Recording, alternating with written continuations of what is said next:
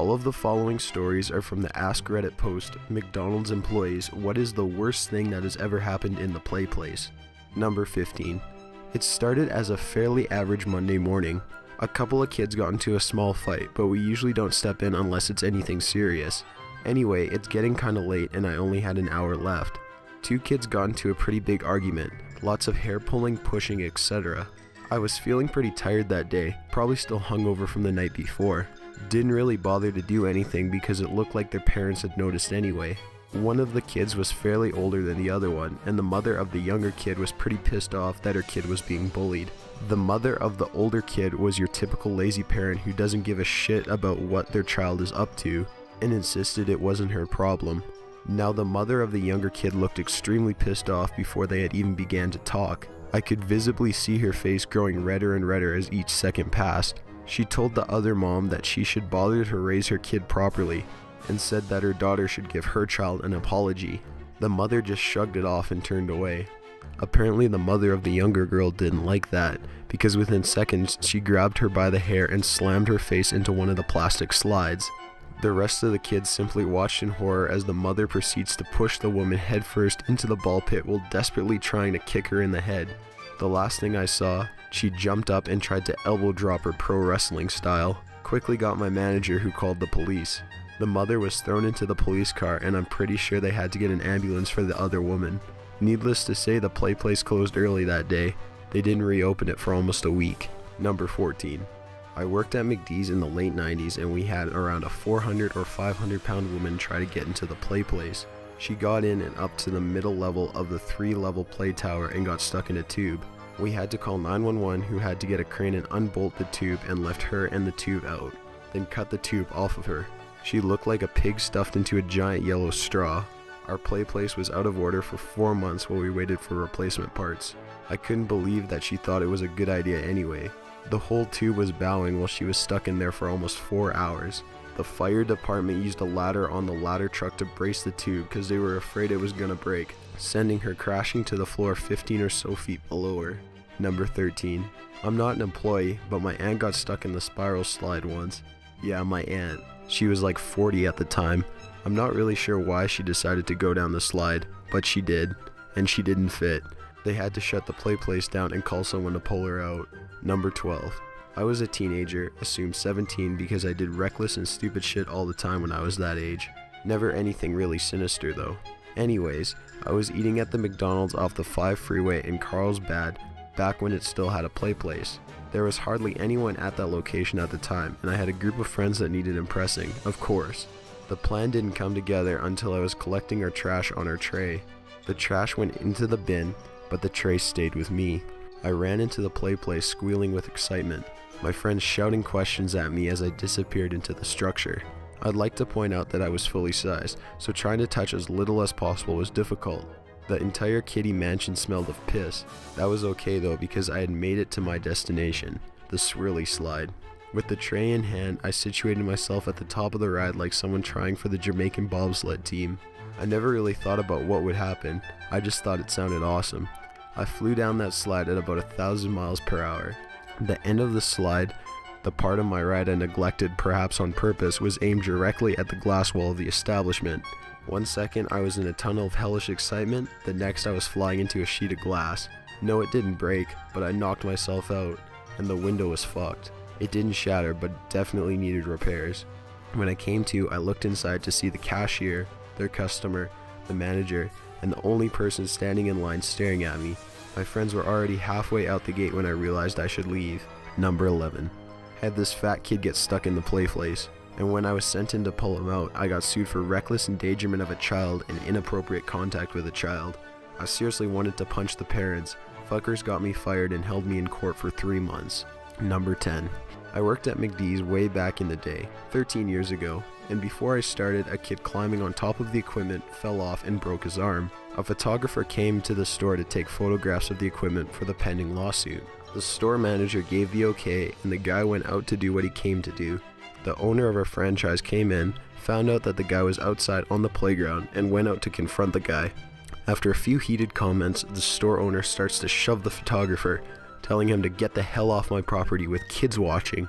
All the kids came running into the store, screaming and crying, while parents tried to dodge the now full-out fist fight on the playground. 2 grown men, screaming and punching while kids were screaming like Jesus was on them. I didn't last long at that job. Number 9. My sister had to clean piss that went from the top of the slide to the bottom. She started at the top like an idiot and lost her footing. Number 8. There was a kid's birthday party and they were having a group photo taken in front of the PlayPlace. At my brother's suggestion, I went to the top of the PlayPlace and photobombed their photos by pushing my ass against the porthole. One of the parents had those instant print cameras and the kids were crowding around looking at it. I sneaked a peek to check out my photobomb and my ass turned out majestic. I still like to think that the photo is framed somewhere to this day on someone's mantelpiece. Number 7. I worked at McDonald's 6 or 7 years ago, and once a child pissed at the top of the PlayPlace. The stairs are split level the whole way down, so it became a cascading waterfall of urine. This is where things start to get weird. McDonald's is an equal opportunity employer, and we had hired a mentally handicapped lady to clean the dining area. She was the first employee alerted to the situation by one of the children. This mentally handicapped lady immediately scolded the child and told him to clean it up and gave him a bar towel. This child did exactly what he was told and began crying as he became drenched with piss. He ran out of the PlayPlace and explained to his mother what had transpired. The mother, furious, stormed to the counter to demand a manager. She was ready to sue McDonald's and settle out of court for a large undisclosed amount. The cleaning lady was dismissed. I should also mention that yours truly had to clean the PlayPlace in the end. Fuck. Number 6. Some little kid shit in the twisty slide, but it was in the middle of the slide, so the kids at the top couldn't see it. So kids would slide down unknowingly into a makeshift shittin' slide and get shit on their backs, faces, back of their head, hands, etc. It was horrendously disgusting. Worst day of my life. Number 5. McDickhole's employee here. No PlayPlace at my location, but I'm gonna vent about mostly irrelevant things so you have some insight about working fast food. Lunch rush, 8-hour shift, hungover as fuck working the register. People ordering Happy Meals. Not specifying which Happy Meal, just saying a Happy Meal. Me, which Happy Meal would you like? Parent bends down to their child to ask. Child mumbles, hides head in shame. Meanwhile, the line is growing longer as customers become more disgruntled. A bead of sweat begins to form on my brow as the mother tells her child to tell me which meal. An eternity elapses before mere infant utters its first incomprehensible words. Once again, child whispers something in Gaelic. Sorry, I didn't quite get that. Small baby babbles, parent will not clarify. Time to guess. Orders a large sweet tea, 3 McDoubles, and a large fry. She's watching her weight, so she asks for no salt on the fries. Sees no irony in this. We have to make a whole new batch of fries for this request. She stops talking. Will that be all for you? She says yes. But what she's meant to say was no because she continues to order more food almost as soon as I press the pay now button on the register. Orders more lard.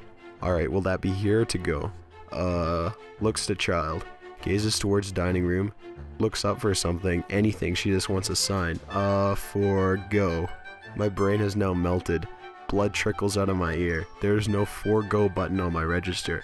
So I make a guess once again. There's no way I've gotten this order correct. I accept defeat.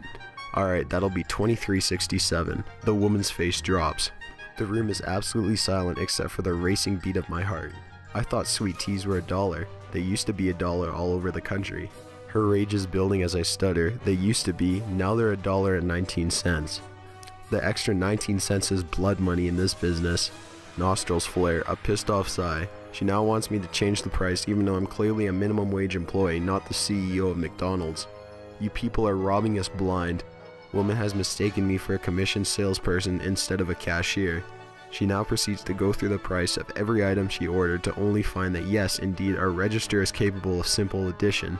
She hands me 23 ones and a bucket of change that somehow only amounts to 65 cents. I'm sorry, I still need 2 more cents. Rolls her eyes but forks it over. Alright, your order number will be 267. The order has taken all but 2, maybe 3 minutes tops, but now the orderly line has turned into an impatient lynch mob. They feel hunger, not for McChickens or those precious McNuggets, but for blood. I, on the other hand, thirst for liberation.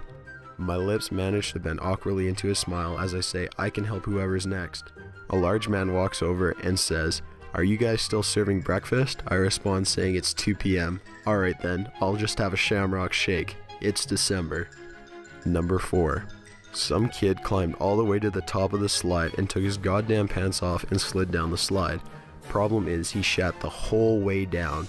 There was a fucking trail of shit spanning the entire second half of the slide.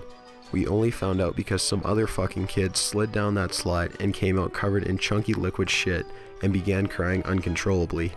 Number 3. Kid vomited and proceeded to pick up fistfuls of chunks and throw them at other children, who then vomited.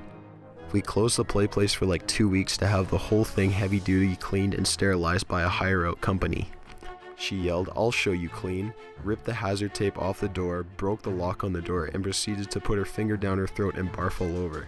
That was right before I quit. The last thing I heard, she was trying to sue our owner, stating that the chemicals in the play place, which she broke into, made her sick and she was hospitalized. Number 2. I will now tell the story of the best thing I ever saw in Playland. This was at Burger King, not McDonald's. In the South, these things are simply called Playland. A few years ago, me and my kids were eating at Burger King, and of course we had to eat in Playland because kids. Burger King had at this time installed talking garbage cans in there. This was probably intended as a way to get kids to throw out their own trash so employees wouldn't have to do it so much. Whoever designed those things knew nothing about children. Pushing your garbage in past that spring-loaded flap, which says thank you on it. The trash can would say, "Thanks for the garbage," or something like that. You know, things a talking trash can would say. Any parent could tell you what would happen next. Children know that trash cans cannot actually speak, so each successful child, having been congratulated by the trash can, would do the obvious thing and put his head inside the trash can to see who's in there. Then the spring-loaded thank you flap would swing shut and grab the children by the neck in a manner of a squirrel trap. And they could not get their heads back out. There would be flailing and muffled screams, and they would have to be rescued by their mom. This would happen over and over and over again. Kids of a certain age will put their heads into a talking trash can even if they just saw the last kid get garroted by it.